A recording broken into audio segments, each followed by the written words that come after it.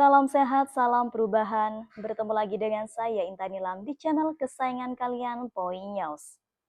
Setelah kemarin Prabowo reshuffle menteri besar-besaran, ternyata ini bukan akhir, masih ada part 2-nya. Kabarnya Prabowo ini akan melakukan pergantian Polri yang isunya itu dilakukan bulan Oktober dan bahkan Prabowo sudah menyetor nama untuk pergantiannya ke DPR. Siapakah dua nama itu?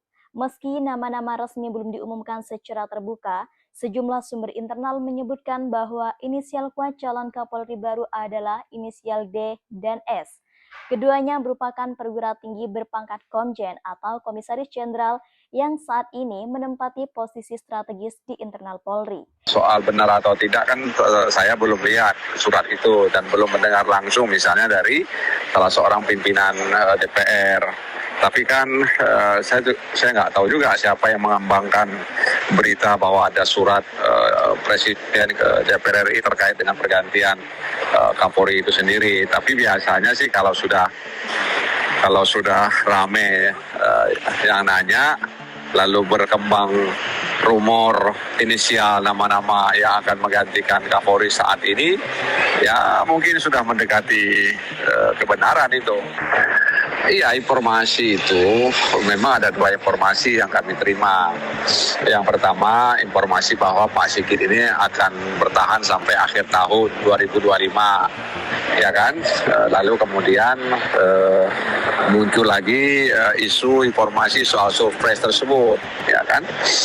Inisial D diduga merajuk pada seorang jenderal yang memiliki latar belakang kuat di bidang keamanan daerah dan pernah memimpin salah satu korps elit di bawah Polri. Sementara inisial S ini disebut-sebut sebagai jenderal yang punya kedekatan personal dengan sejumlah tokoh sipil nasionalis dan juga mempunyai pendekatan moderat dalam menangani unjuk rasa sipil. Meski belum bisa dikonfirmasi, beredarnya ini menunjukkan bahwa proses seleksi telah berjalan intensif secara diam-diam dan pemilihan bukan hanya mempertimbangkan faktor senioritas, tapi juga loyalitas dan kesesuaian dengan arah politik baru Presiden Prabowo. Posisi Jenderal Listio Sigit Prabowo sebagai Kapolri juga tak luput dari kritik tajam. Banyak pihak yang menilai bahwa kepemimpinannya dalam beberapa tahun terakhir ini terlalu kompromistis terhadap kekuasaan dan kehilangan independensi institusi. Bahkan sejumlah akademisi dan pengamat hukum menyebutkan bahwa Polri di era Sigit ini terlalu sering menjadi alat politik, terutama pada momen-momen krusial seperti Pilpres 2024, netralitas Polri diragukan. Banyak kasus hukum dan penegakan aturan yang tebang pilih, terlihat jelas arah politiknya. Kapolri gagal menjaga marwah institusi. Selama kepemimpinan Sigit, Polri kerap mendapat kritik karena tindakan represif terhadap massa aksi, termasuk mahasiswa dan bahkan pada buruh. Puncaknya adalah pada saat insiden kematian seorang pengemudi ojek online yang ditabrak kendaraan taktis Brimob di Jakarta yang memburuk citra institusi. Rakyat kehilangan simpati terhadap polisi karena pendekatan kekerasan terus dijalankan. Ini bukan hanya soal tindakan di lapangan ya, tapi soal arah kepemimpinan yang tidak peka terhadap hak sipil. Nah, di sisi lain, penegakan hukum di masa Sigit ini dinilai tidak menunjukkan terobosan signifikan. Kasus-kasus besar mandek atau berhenti di tengah jalan, bahkan Polri era Sigit ini seolah hanya bergerak jika ada tekanan media ataupun publik.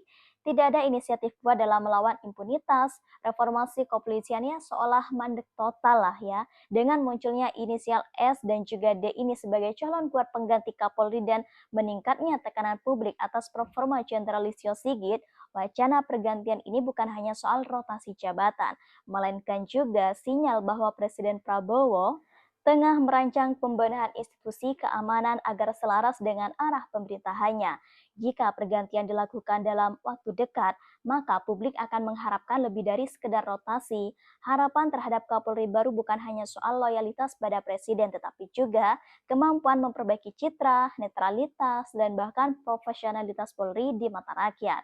Sedangkan janji pembaruan internal Polri yang digaungkan saat awal Sigit ini menjabat ya seperti Polri yang presisi, yaitu prediktif, responsibilitas, dan transparansi berkeadilan, nyaris tak memberikan perubahan berarti di mata publik.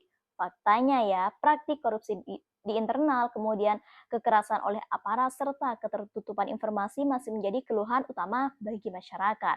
Bahkan sejumlah program digitalisasi dan layanan publik justru dinilai sebagai pencitraan ketimbang upaya nyata memberantas budaya kekuasaan lama di tubuh kepolisian. Jika Presiden Prabowo Subianto benar-benar akan mengganti Jenderal Listio Sigit pada Oktober mendatang, publik menaruh harapan bahwa pergantian ini bukan sekedar rotasi biasa, melainkan simbol dimulainya babak baru reformasi Polri secara substansial. Namun jika pergantian hanya menempatkan figur baru tanpa agenda pembenahan struktural, maka siapapun penggantinya baik berinisial D maupun S akan mengurangi pola lama yang terus menjauhkan Polri pada rakyat. Jenderal Listio Sigit mungkin akan dicatat dalam sejarah sebagai Kapolri yang gagal menjaga jarak dari kekuasaan dan publik. Jika pergantian ini benar terjadi ya, maka itu akan menjadi pengakuan bahwa kredibilitas Polri ini harus dipulihkan, bahkan ya, bukan diselamatkan oleh pencitraan. Kini Presiden Prabowo menghadapi momen penting, melanjutkan pola lama atau membuka pintu bagi reformasi institusi keamanan yang sudah lama dinanti. Sejumlah sumber dari kalangan pengamat militer dan bahkan elit DPR menyebutkan bahwa pergantian Kapolri hampir pasti terjadi pada bulan Oktober 2025. Informasi ini diperkuat oleh analis politik yang mengaitkan waktu tersebut dengan awal penataan ulang arah kekuasaan di era pemerintahan Prabowo Gibran.